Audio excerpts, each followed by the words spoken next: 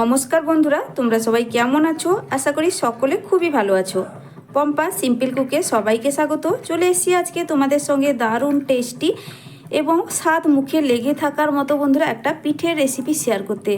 ভীষণ সহজ এটা বানাতে আর স্বাদে গন্ধে ভরপুর এই পিঠে। তাহলে চলো বন্ধুরা, এই নরম তুলতুলে আর স্বাদ মুখে লেগে থাকার মতো চিতই পিঠেটা কিভাবে বানালাম সেটাই তোমাদের সঙ্গে ঝটপট শেয়ার করে ফেলি।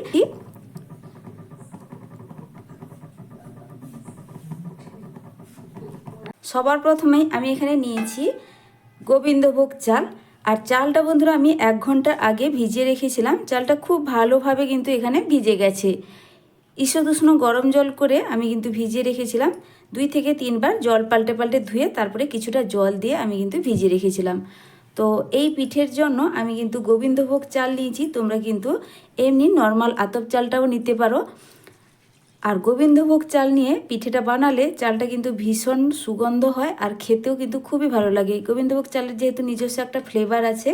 আর চালের মাপটা দেখিয়ে দিচ্ছি বন্ধুরা, দেখো একটা মিডিয়াম সাইজের বাটির মাপ করে, মানে এই বাটির মাপ করে 1 বাটি চাল নিয়েছিলাম।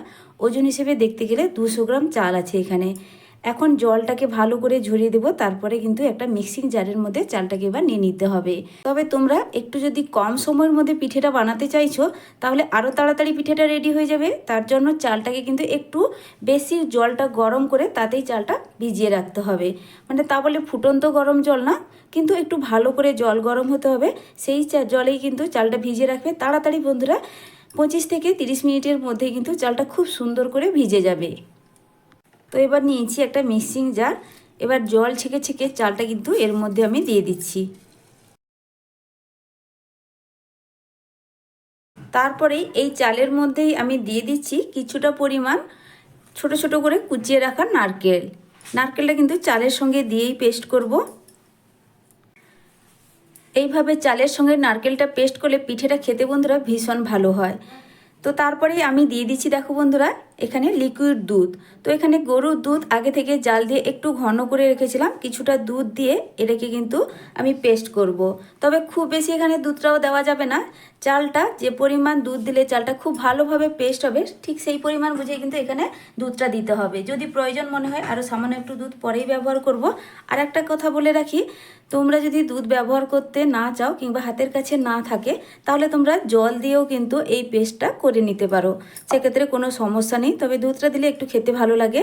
এবার খুব ভালোভাবে পেস্ট করে নিয়েই ফিরে আসছি। চালটা খুব ভালোভাবে পেস্ট করে ফিরে এলাম। এবার ঢাকনা সরিয়ে দিয়ে একটা বোলের মধ্যে আমি পেস্ট করা চালটা ঢেলে নিচ্ছি। এবার তোমাদের ব্যাটারের ঘনত্বটা একটু তুলে দেখাচ্ছি। দেখো বন্ধুরা, এর থেকে কিন্তু খুব বেশি আর পাতলা করে চালের ব্যাটার রেডি করলে হবে না, কারণ এই ব্যাটারটা আরও একটু পাতলা হয়ে যাবে। তো সেটা কিভাবে সেটা একটু পরেই দেখাচ্ছি। আমি এবার এই মিক্সিং বোলটাকে একটা ঢাকা দিয়ে সাইডে সরিয়ে রাখছি। এরপরেই বসিয়ে দিচ্ছি গ্যাসে একটা ফ্রাইং প্যান। এবার এই প্যানের মধ্যে দেখো বন্ধুরা দিয়ে দিচ্ছি 1/2 চামচ ঘি। আর এই শীতের সময় ঘি কিন্তু এইভাবে একটু জমাট হয়ে যায়। এটা কিন্তু 1 চামচ মতো ঘি হবে। ঘিটাকে প্রথমে একটু ভালো করে গলিয়ে নেব। এর আগেই তোমাদের সঙ্গে একটা চিতই পিঠা রেসিপি শেয়ার করেছিলাম, যেটাই তোমাদের কাছ থেকে অনেকটা ভালোবাসা পেয়েছি। আজকেও তোমাদের সঙ্গে একটা দারুণ খুবই টেস্টি চিতই পিঠা রেসিপি শেয়ার করছি। আশা করছি আগের মতো এই রেসিপিটা দেখার পর তোমরাও কিন্তু খুব সহজভাবে বানিয়ে নিতে পারবে আর খেতেও কিন্তু বন্ধুরা খুব টেস্টি হবে। এবার দেখো বন্ধুরা, ঘিয়ের মধ্যে দিয়ে দিলাম কিছুটা পরিমাণ কুচনো নারকেল। আর নারকেলটা কিন্তু একটু এইভাবে ছোট ছোট করে কুচিয়ে দিতে হবে। তারপর ঘিয়ের সঙ্গে নারকেলটাকে একটু আমি ভেজে নেব, হালকা একটু কালার চেঞ্জ করে এটাকে এবার ভেজে নিতে হবে। এই চিতই পিঠাটা স্বাদ মুখে লেগে থাকার মতো।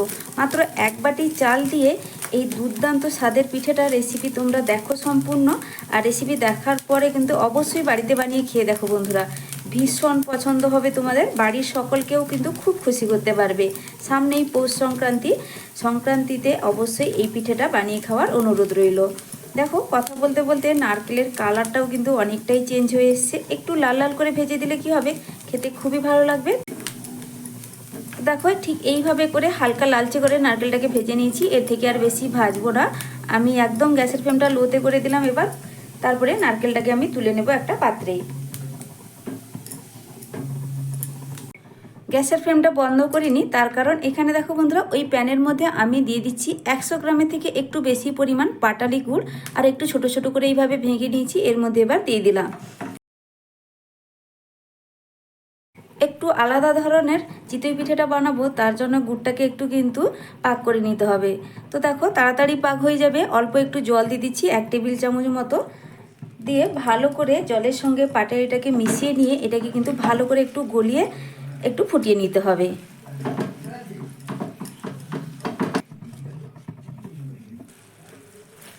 তো বন্ধুরা গুড়টা খুব ভালোভাবে গলে গেছে। এবার দেখো খুব ভালো করে একবার ফুটে উঠেছে। এর থেকে বেশি আর ফুটানোর প্রয়োজন নেই, গ্যাসের ফ্লেমটা বন্ধ করে দিলাম।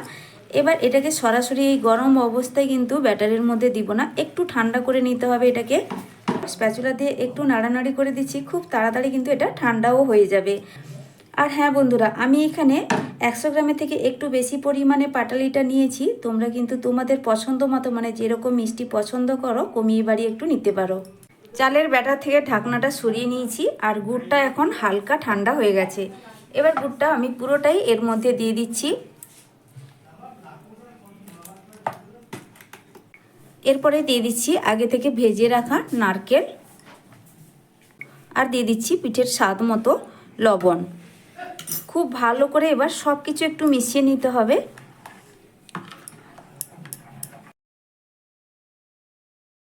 খুব ভালো করেই এখন দেখো বন্ধুরা মেশানো হয়ে গেছে। ব্যাটারের ঘনত্বটা আবারও একটু কাছ থেকে তোমাদের দেখিয়ে দিচ্ছি। একদম কিন্তু এখানে আর আমি জলের ব্যবহার করিনি, ঠিক এই ঘনত্বের ব্যাটার কিন্তু পিঠের জন্য একদম পারফেক্ট। তো এখানে সবশেষ উপকরণ আর একটা আমি মিশিয়ে নেব, যেটা হচ্ছে বেকিং পাউডার। আমার চ্যানেলে নতুন বন্ধু পুরনো বন্ধু সবাইকে স্বাগত। তোমাদের জন্য অনেকটা ভালোবাসা বন্ধুরা। আমি এখানে হাফ চা চামচ কিন্তু দিয়েছি বেকিং পাউডার। তো সেটা কোনো কারণে ভিডিওটা স্কিপ হয়ে গেছে, তোমাদেরকে দেখাতে পারলাম না। অবশ্যই কিন্তু বেকিং পাউডার দিতেই হবে। আর এখানে হাফ চা চামচ আমি ব্যবহার করেছি। এবার খুব ভালো করে মিশিয়ে নিয়ে তোমাদেরকে একটু দেখিয়েও দিচ্ছি। ব্যাটার কিন্তু একদম পারফেক্ট পিঠে বানানোর জন্য। তাহলে চলো এবার পিঠেটা ঝটপট তোমাদের বানিয়ে দেখাই। এখানে আর কিছুই লাগছে না। পিঠেগুলো বানানোর জন্য গ্যাসে বসিয়ে দিয়েছি আপ্পাম প্যান। আজকে আপ্পাম প্যান দিয়েই চিতই পিঠাগুলো বানাবো। একদম কম সময়ের মধ্যে রেডি যেমন হয়ে যাবে, দেখতেও ভীষণ ভালো হয়। তো বন্ধুরা তোমরা কিন্তু আপ্পাম প্যান অনলাইনে খুব সহজেই পেয়ে যাবে। আর এটা অ্যামাজন, ফ্লিপকার্ট বিভিন্ন অনলাইনের মাধ্যমে কিন্তু খুব সহজেই বাড়িতে চলে আসবে। আমি আমার ভিডিও ডেসক্রিপশানে লিঙ্ক দিয়ে রাখবো, তোমরা কিন্তু দেখে নিতে পারো খুব সহজে। আর অল্প কিন্তু দাম, খুব বেশি দামও না, তোমরা কিনে নিতে পারবে। তো আমার হাতের কাছে ব্রাশ না থাকায় আমি একটা চামচের সাহায্যে 2-3 ফোঁটা করে তেল এর মধ্যে দিয়ে দিলাম। তো তেলটা খুব ভালো করে একটু লাগিয়ে দিচ্ছি। তোমরা কিন্তু ব্রাশের সাহায্যেও তেলটা ব্রাশ করে দিতে পারো। রিফাইন্ড অয়েল এখানে ব্যবহার করেছি আমি। আর তেল ছাড়া তোমরা ঘি দিয়েও ব্রাশ করে নিতে পারো, কোনো অসুবিধা নেই, সেক্ষেত্রেও কিন্তু খুব সুন্দর একটা ফ্লেভার হয়। এবার দেখো ব্যাটার যে রেডি করে রেখেছিলাম, ভালো করে আবারও একটু মিশিয়ে নিয়ে এখানে অল্প অল্প করে দিয়ে আমি কিন্তু এই খোপগুলোতে দিয়ে দিব।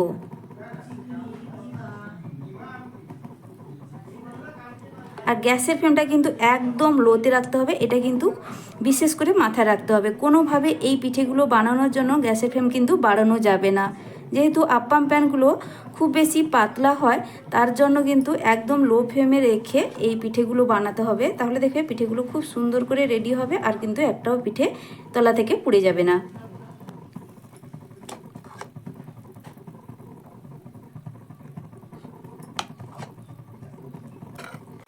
এরপরে ঢাকা দিয়ে আমি 4 থেকে 5 মিনিট অপেক্ষা করব। আবারও বলে দিচ্ছি বন্ধুরা, গ্যাসের ফ্লেমটা কিন্তু একদম লোতে রেখেছি। তো 4-5 মিনিটের পর ঢাকনাটা সরিয়ে দেখিয়ে দিচ্ছি। দেখো বন্ধুরা পিঠেগুলো কিন্তু একদম রেডি হয়ে গেছে। আর দেখো কত সুন্দরভাবে পিঠেগুলো ফুলকো হয়েছে। আর উল্টো দিকটাও দেখিয়ে দিচ্ছি, খুব সুন্দর একটা কিন্তু প্রত্যেকটা পিঠের কালার চলে এসছে।